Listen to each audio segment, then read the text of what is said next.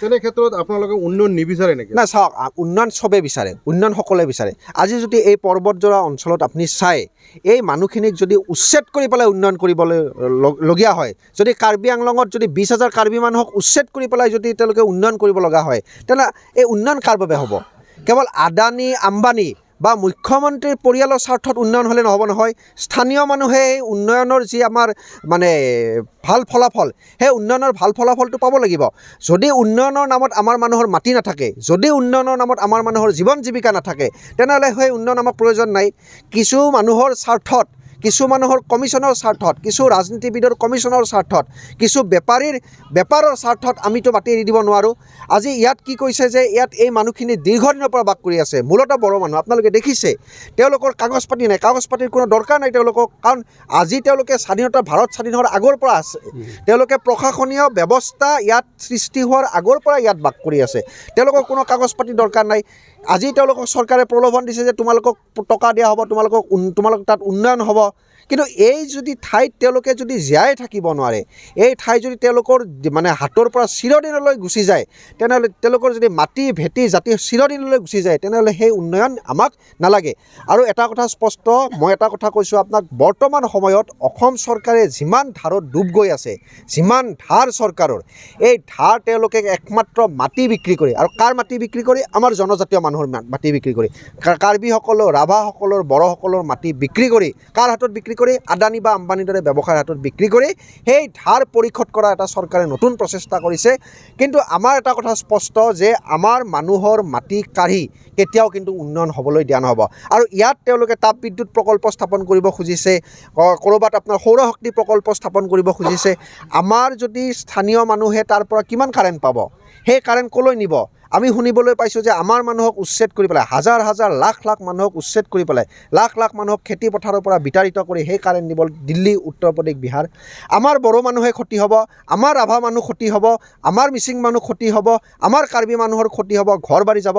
আৰু সেই মানুহক ক্ষতি কৰি পেলাই, সেই মানুহক ঘৰ বাৰীৰ পৰা উচ্ছেদ কৰি সেই কাৰেণ্ট দিল্লীলৈ আমি কিন্তু কেতিয়াও যাবলৈ দিব নোৱাৰোঁ।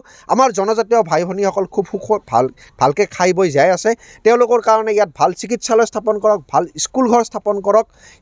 আৰু এই স্কুল ঘৰ, হস্পিটেলক তেওঁলোকে এটা বিনামূলীয়া তেওঁলোকে সুবিধা প্ৰদান কৰক, আৰু বাকী খাই লৈ তেওঁলোকে খুব ধুনীয়াকৈ আছে। চৰকাৰে নিজৰ কামখিনি কৰক, আমাৰ মাটিত আমাক পৰা উচ্ছেদ কৰি আমাক উন্নয়নত তেওঁলোকে ঠিকা ল'ব নালাগে। আমি আজি কোকৰাঝাৰৰ পৰ্বতজোৰা অঞ্চললৈ আহিছোঁ।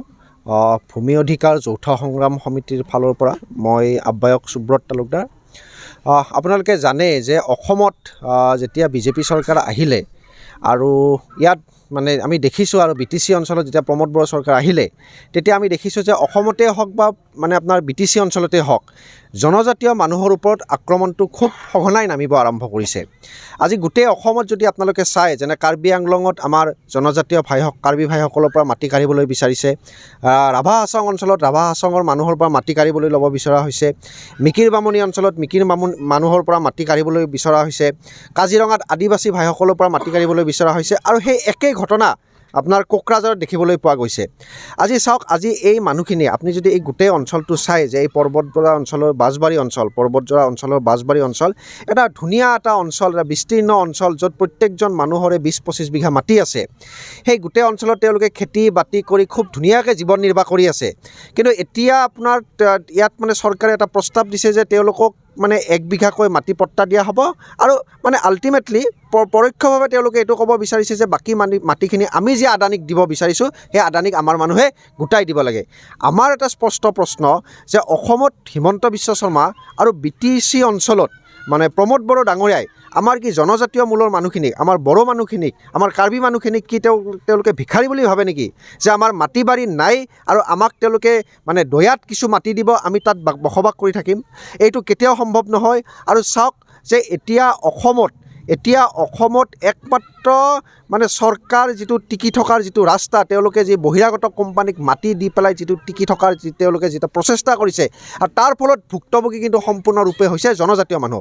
জাতি মাটি ভেটিৰ কথা কৈ তেওঁলোকে চৰকাৰ চলাইছে, কিন্তু তাৰ পিছত তেওঁলোকে মানে জনজাতীয় মানুহৰ পৰা মাটি, সেয়া বড়োৱে হওক, সেয়া কাৰ্বিয়ে হওক, সেয়া ৰাভাই হওক, সকলো মানুহৰ মাটি তেওঁলোকে কাঢ়ি নিবলৈ তেওঁলোকে চেষ্টা কৰিছে।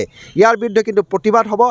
আজি আমি ভূমি অধিকাৰ যৌথ সংগ্ৰাম সমিতিৰ ফালৰ পৰা আহি পৰ্বতজৰা অঞ্চলৰ বাঁছবাৰী অঞ্চলৰ বিভিন্ন ৰাইজৰ লগত আমি লগ হ'লোঁ। ভৱিষ্যতে গুৱাহাটীত গোটেই অসমৰ মানে মাটিৰ যিবিলাক মানে মাটি হেৰুওৱা মানুহক বিশাল সমাৱেশ আমি গুৱাহাটীত অনুষ্ঠিত কৰিম আৰু এই অঞ্চলতো প্ৰবল প্ৰতিবাদ হ'ব। আমি এটা কথাই ক'ম যে তোমালোকে যদি মাটি ল'ব বিচৰা, তোমালোকে যদি আদানীক মাটি দিব বিচাৰা, তোমালোকে যদি আম্বানীক মাটি দিব বিচাৰা বা তোমালোকে নিজৰ স্বাৰ্থত যদি কমিশ্যনৰ স্বাৰ্থত মাটি ল'ব বিচৰা, সেই কিন্তু অন্যায় জনজাতীয় মানুহে আৰু সহ্য নকৰে। যিকোনো খবৰৰ বাবে যোগাযোগ কৰক 7099017330 লগতে 7099017110 নম্বৰত।